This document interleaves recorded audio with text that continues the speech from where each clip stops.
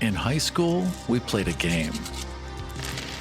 Many years later, we got back together to play one more. Little did we know, this time, the game was real.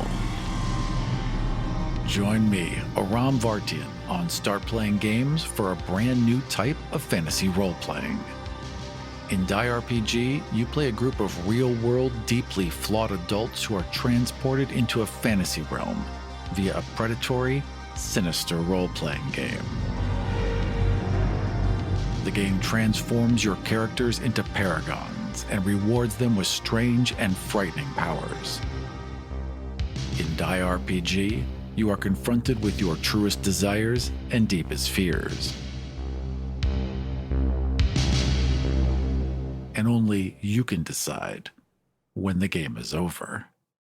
Check out all of my available Start Playing Games campaigns at aram.gay.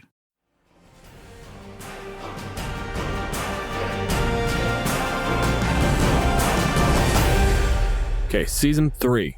We're going to do the quick review for anybody who isn't familiar. This episode is going to be Does It Murder? We talk about, in the episode, all the abilities the monster has. We talk about combat. We talk about how it goes when the monster takes you from full to 0 hit points. And this is about what happens after. The monster has the party on the ground, unconscious. Do you wake up? First on the chopping block is pixies. And yes, you wake up. In fact, pixies put you to sleep on purpose just to wake you up and fuck with you. You absolutely wake up. They do not murder. The amount of effort I think it would take to get a pixie into a position of like, no, I'm going to kill you. Extravagant. Sprites, 100%. Like that's their thing, is they're the murder ones. If pixies are bumblebees, sprites are hornets. Yeah, that's exactly what you said in the episode. Was just like, it is. You're just not gonna. No, they're just not gonna. Ignoring, of course, the fact that they don't have any ability to. Well, I mean, they could, as we found out, turn into a horse right above you. That'll do to be fair, that's that a falling horse has the ability to kill you, not that a pixie does. That's absolutely true. I mean, you could argue that it's its ability, but you're right. Yeah. At that point, the horse is killing you, not the pixie. Yeah. The druid doesn't really have any combat ability. A bear does, and the druid can be a bear, but the druid's useless in combat. But even though, like, the bear's not, like, a pixie as a bear is not going to want to kill you any more than a pixie is. They're going to be kind of a goofy bear. Yeah, it's going to be fucking Winnie. Another fine Canadian. All right. Does the pixie murder? No. Gengar. Absolutely. Yes, 100%.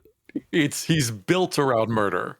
It's how he makes friends. Most of these things are us making judgment calls. The Pokedex says, Gengar will kill you if given the opportunity. Put that little motherfucker in a ball, otherwise it'll stab your friends. Yes, absolutely. It will kill you. It wants to kill you. It will laugh about killing you. And then we'll make fun of you when you're its little ghost bitch afterwards. Because it's not done with you once you're dead. They're called ghastly. Right. So, ghost bitch. Yeah. So that's what he makes you into, a lesser version of him, so he can be the guy in charge. So you're not even free when you're dead. He's doing this. He's murdering you on purpose to make you his like audience for his bad jokes.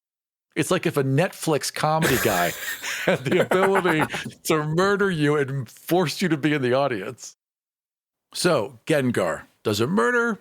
Absolutely. 100%. The Will-O-Wisp. It's funny that we wound up putting these episodes back to back because the actual episodes did have enough of a tonal shift to feel unique. But yes, exactly what we just said. Doubly over. But remove the reference to the Pokedex. They will kill you. They will like have that faint glimmer of the remnant, the memory of glee at the fact that they killed you. And then they'll move on with their day and they'll find someone else to kill. And that's it. Or maybe they won't even have glee. Maybe they're just killing because they have to kill and they don't understand why. It's just this ever repeating loop. Either way, they're little kill globes and they want to do it. This is the thing that's fascinating to me about them is they specifically have an ability to, in the middle of combat, consume life. It specifically has an ability that makes it murder things. It is, as far as I know, the only thing in the monster manual, barring spellcasters who have like Finger of Death. It is the only full-blown monster in the monster manual that I know of off the top of my head that has an ability that is just, it then kills a player. Done. And it looks for the opportunity. It's exactly what we're talking about. Yeah. Once you're knocked down, what does the monster do? This monster kills everyone it can. All right? Black Dragon. The Black Dragon is one of the things we keep running into where it's hugely dependent on how valuable it sees its time. A young Black Dragon, every time. Immediately. It might not even finish, like the party might not get to 0. It might drop the wizard to 0, make direct eye contact with the fighter, and put a claw through the wizard's forehead. Just out of spite. But it won't kill all of you. Even the young one won't kill all of you. Maybe. Well, that's why I'm specifying a young one. Is like at that point, they might, just because it's fun, but it's an impulse thing. They might because it's fun. Sure. An adult Black Dragon out to ancient, they're making judgment calls. Do I think that you've learned your lesson? Is it worth my time to make you dead? Also, are you more valuable alive? And that would specifically be with Black Dragons because they like to manipulate. A elder Black Dragon would much rather you kill yourself and to have a little part in it than it would to kill you outright. Yeah. An ancient Black Dragon is going to sit there and try to weasel its way into being your warlock patron or some shit and make you regret the fact that you were born instead of making you ever die. The Blink Dog. Blink dogs. No. Yes, they're hunting dogs. They're hunting dogs, but they're not murder dogs. Aram, the fuck do you think hunting is? They're not hunting dogs. They are. They are guard dogs. No, they're not. Well, they're hunting for a very specific creature. Will the Blink Dog murder a displacer beast? Absolutely. Aram. Labradors. Hunting dogs. Specifically, duck hunting. Every hunting dog is bred to hunt a specific thing. Okay, will a Blink Dog murder displacer beast? Does it make it a murder? Then yes. If that's what we're doing, then absolutely. But that's the thing is, if you have something like that has that trained mentality, I think that if a Blink Dog is sent out there and is in that context of this is the target, this is what I'm fighting, this is a battle, Blink Dogs are soldiers to a certain extent. Yeah, you're right. I think a Blink Dog would kill a bitch. Also, it'd be a real interesting thing. Like you have this Blink Dog that's like a big golden retriever and he's fun and good, but then you come across a litter of displacer beasts, kittens, and it just murks every last one. That would be a great play to pull on your foot. Like, oh, and he's just ripping out throats. That's on the long list of don't actually do that. Don't actually do that. That is an interesting thought. Yes, exactly. Don't murder kittens in front of your players. Please don't do that. That's fucked However, up. if you did, and you shouldn't, it's kind of funny. Having a Blink Dog NPC with the party, and they fight like some bandits, and the party is just like going over to interrogate someone, and then it suddenly, boom, tear, and it just turns back to you wagging its tail. Big mouthful of blood. That's fucking terrifying. I did the thing. Why did you do that? We hunted him. Yeah. We won now. He's dead. We win. Good work, us. Pets, please. I kind of love that. I think not only do they should. You know what? I think you're right. I think they should. I think they should be these cute, lovable things, but they're trained killers. Yes, they would do a murder. Depending on the dog, of course. Of course. Some are very good boys. Yeah, some are incredibly good boys who would never murder anything. Medusa. Just a lady. Same rules as any fully intelligent creature that doesn't have like a full-blown... Like again, yeah, Blink Dogs are human level intelligence, but they have that dogginess to them. A Medusa is a person. Some Medusa will straight up just stare directly into your eyes and smile the whole time. Some will be incredibly sad at the idea of having to take a life. Some of them are just... Depends on the circumstance. They'll just kill you and then move on. But they're just ladies. No matter what the book says. The book wants you to believe that they would, but they're just people and they have individual thoughts and actions. I wish there was more to say on that one, because they're the adjacent thing to the will-o-wisp discussion, where obviously petrification isn't a straight-up murder, but it's the closest you're going to get outside of that, having mechanically an ability that's for killing something. And it doesn't matter which way you look at it. If you turn to stone and are unaware, you're still no longer a person. You've been removed as if you had died. If you turn to stone and are aware, it's worse than death. Yeah, it's too variable. Agreed. You can't say all Medusa would do a murder. No. As a podcast network, our first priority has always been audio and the stories we're able to share with you. But we also sell merch, and organizing that was made both possible and easy with Shopify. Shopify is the global commerce platform that helps you sell and grow at every stage of your business, from the launch your online shop stage all the way to the did we just hit 1 million orders stage. Whether you're selling scented soap or offering outdoor outfits, Shopify helps you sell everywhere. They have an all-in-one e-commerce platform and in-person POS system, so wherever and whatever you're selling, Shopify's got you covered. With the internet's best converting checkout, 36% better on average compared to other leading commerce platforms, Shopify helps you turn browsers into buyers. Shopify has allowed us to share something tangible with the podcast community we've built here, selling our beanies, sweatshirts, and mugs to fans of our shows without taking up too much time from all the other work we do to bring you even more great content. And it's not just us. Shopify powers 10% of all e-commerce in the US. Shopify is also the global force behind Allbirds, Rothy's, and Brooklinen, and millions of other entrepreneurs of every size across 175 countries. Because businesses that grow with Shopify. Sign up for a $1 per month trial period at shopify.com/realm, all lowercase. Go to shopify.com/REALM now to grow your business, no matter what stage you're in. Shopify.com/realm.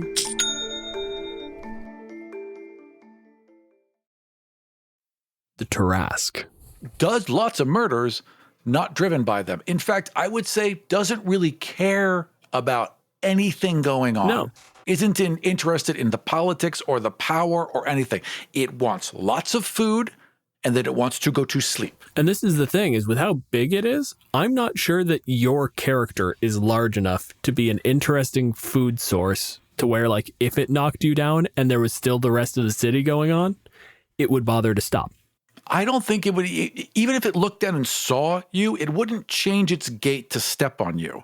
It would just walk over you. It doesn't care. I do think it's the sort of thing where, like, if you were to get its attention, like you're a 20th level character and you've now got its attention, it would focus on you until you were dead. And it might do the sort of, like, we talked about it with the werewolf way back in the day.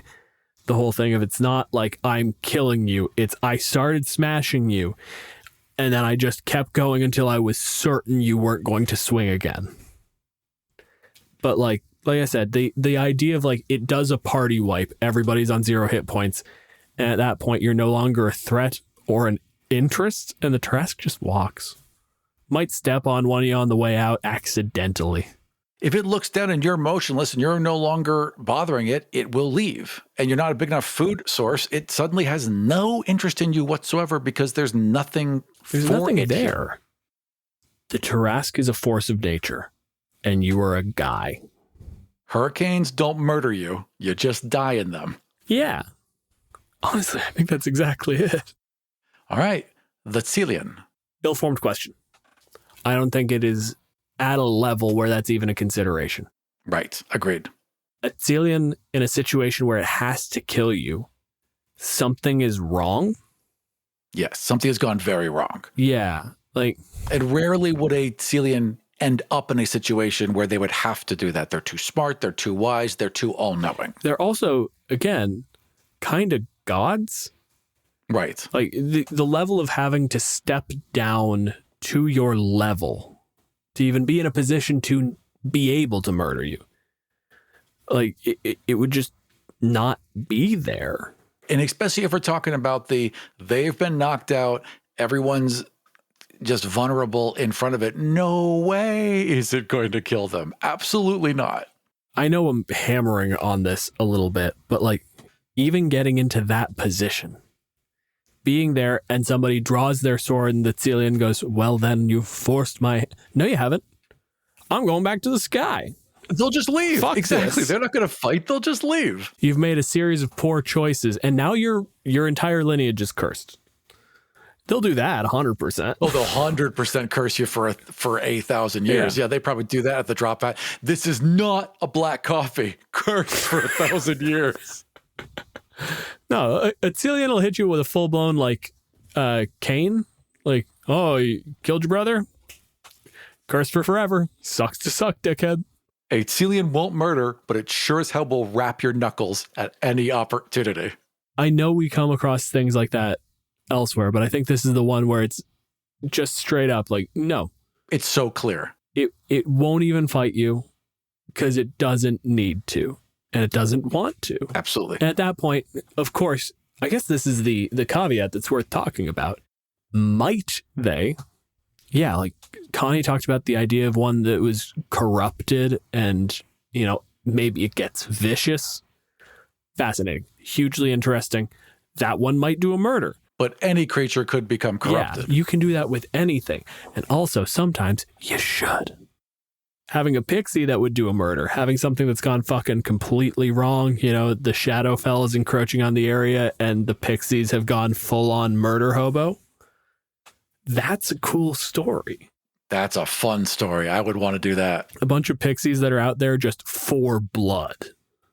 We're going to get you, motherfuckers. You always picture pixies as like you can't quite see them, but you can hear their laughter moving around you. And all of a sudden that gets real sinister. Actually, no, this is a nice place to start tying the threads together. Because I think the corrupted pixies are will-o-wisps.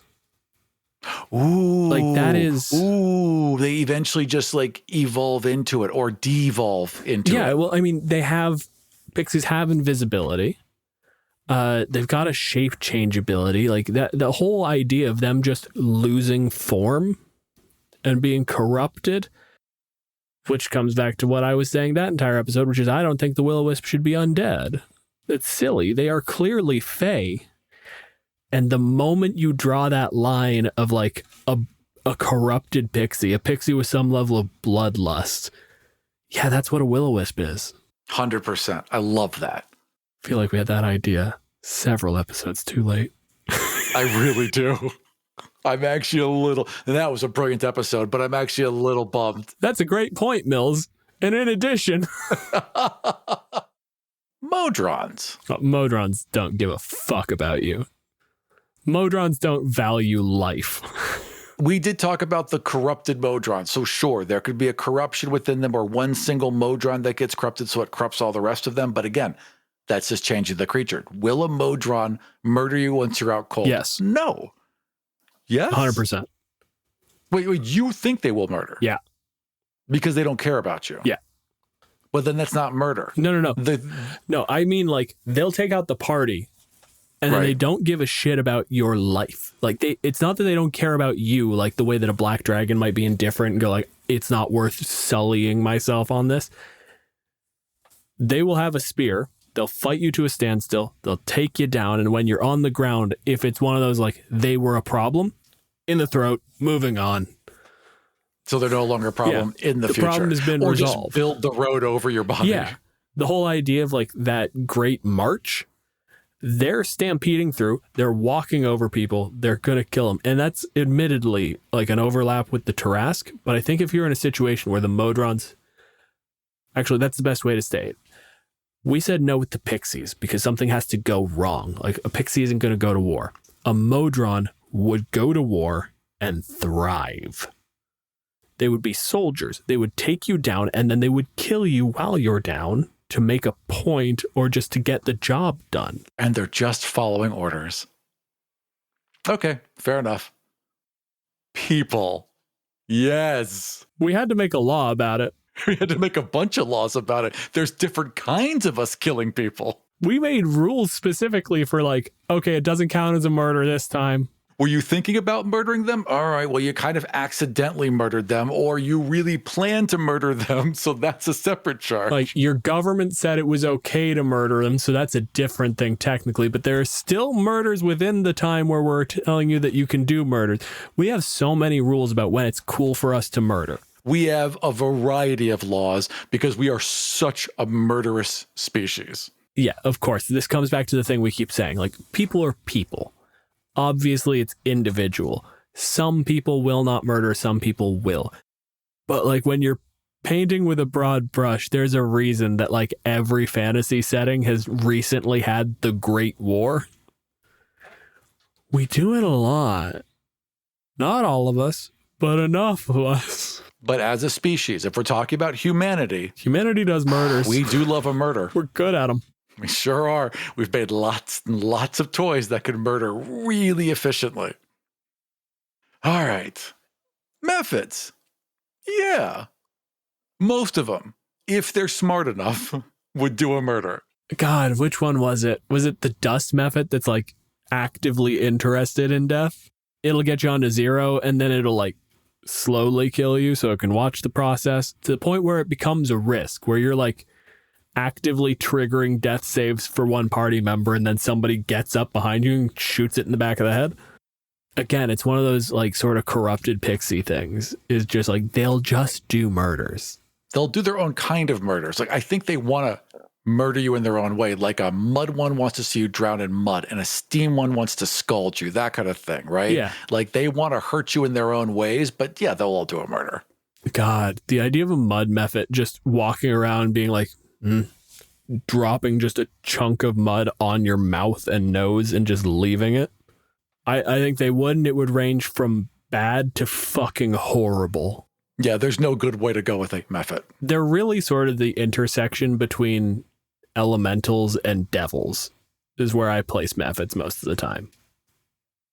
Maybe demons, depending how chaotic you want to get. Probably more demons because they're a little bit more chaotic. Yeah. But yeah, I see what you're saying. Last one for the season. Dinosaurs. Dinosaurs. No, they're just Not animals. really. No, yeah. Yeah. I mean, we personify them as like if we took a T-Rex the way that we make a T-Rex up here, a T-Rex would like gleefully murder you with its tiny little arms. Yeah. But that's the thing is like barring Aram's world where the T-Rex is a mean bully and the Triceratops is a big fun hero. Thank you. You hated that so much. It was... We're in front of an expert, and I'm here going, when I was 6, I wanted dinosaurs to do this, but that's what dinosaurs are. I'm glad you said it because, yes, it wasn't that necessarily it bothered me that much. It's that you're embarrassing me in front of the guests.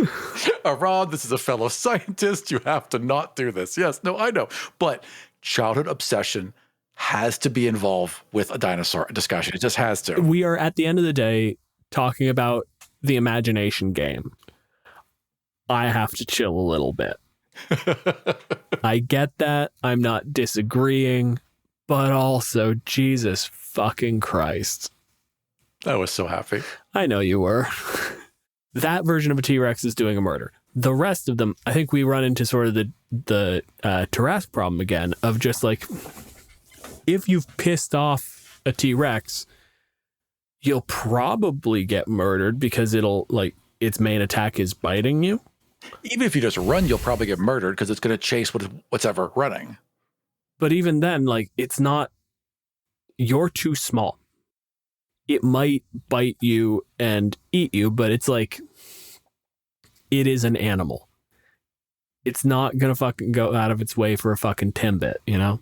Oh, you don't know, you're Americans. Donut holes. I know what Timbit is. What the fuck is a Oh, yes. Well, a donut hole. Timbit. Tim Hortons was the Timbit. Yeah. Now I get it. Okay. Tim Hortons was the major donut chain for a while until they got bought out by an international conglomerate and all of the quality went to shit. Even if we take the people out of it, let's put dinosaurs against other dinosaurs. There's no way a dinosaur is going to murder because that is an expensive energy. And they need to save energy. They conserve energy. They're not going to waste it willy-nilly on a whim. If it's food, fine. If it's a threat, fine. Otherwise, absolutely not. Especially when you picture like what we think of when we think of dinosaurs. Like if you've got a carnivore and the only herbivores you can think of are fucking Stegosaurus, Ankylosaurus, Triceratops, even the fucking Brontosaurus, which is so goddamn big. Like, it is so metabolically expensive to fight. And dangerous. Like, and so you're right. You're gonna die. If this goes wrong, you die. So the only reason you fight is you think you can win and you're going to get the food you need out of it. And even if you win, you might still die. You might have had an injury where now you can't really continue. So you may have this meal, but it might be your last meal. So no way are they going to murder just to murder. No, a dinosaur murders when it needs to. And that's it. That's all of them for this season. That's everyone. God. Yeah. This was a well-balanced season. I think last season we had a good run of just like, no, they'll kill you. They'll all fucking kill you. Yes, we did. This was a nice balance. We had some that'll kill you for different reasons. We had one episode where we didn't roll a single die except the 2 at the beginning, and they didn't matter. Yep. All right. Anything else to say about season 3? No, I'm just happy with how it came out. I'm happy as well. Thanks to the fucking guests. Because again, I know we say this to you when you're on the recording, but just in public for posterity. If it were just me and Aram, this show would be real fucking boring by now. We would have gotten 4 episodes deep and I'd have killed them. Also, we would have just covered everything we had to say. We're not that creative. No, we're not. And well, also we have our opinions. Yeah. We have our and they're not going to change that much. We need other people to come in here and shake us up a bit. No, without the guests, this show is meaningless. Mm-hmm. And we have had amazing guests, and they make the episodes every time.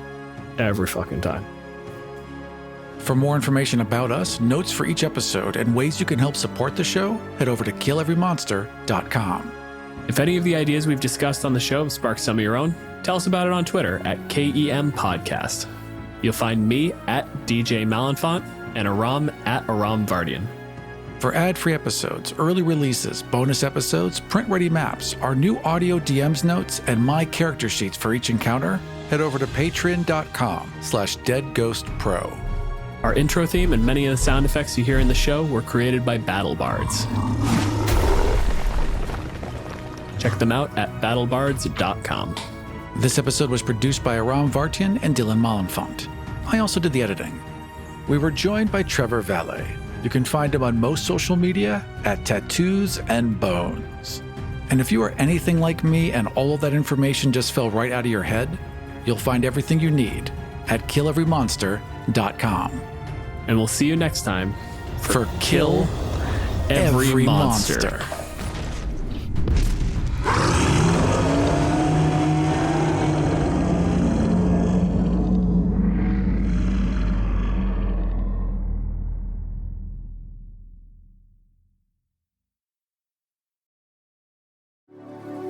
Hello, dear listeners. Before you go, we wanted to tell you about something that's been giving us hope lately. It's called Good Night Stories for Rebel Girls, and it's a fairy tale-inspired podcast about real-life women who are changing the world and making it a better place. Based on the best-selling book, Good Night Stories for Rebel Girls is a podcast that will transport you from the courts of Cleopatra to the recording studio next to Taylor Swift. You'll get to hear how great inventors find their ideas, what it takes to be a world-class athlete, and so much more. There are over 300 immersive stories, meditations, activities, and adventures for you to explore, with incredible narrators like Frida Pinto, Pamela Adlon, and Melinda French Gates. It's great for rebels of all ages. So check it out today. Listen to Good Night Stories for Rebel Girls wherever you get your podcasts, or find out more at rebelgirls.com/audio. And whatever you do, stay rebel. This show was produced and edited by Dead Ghost Productions. Find out more about us and all the shows we make at deadghostpro.com.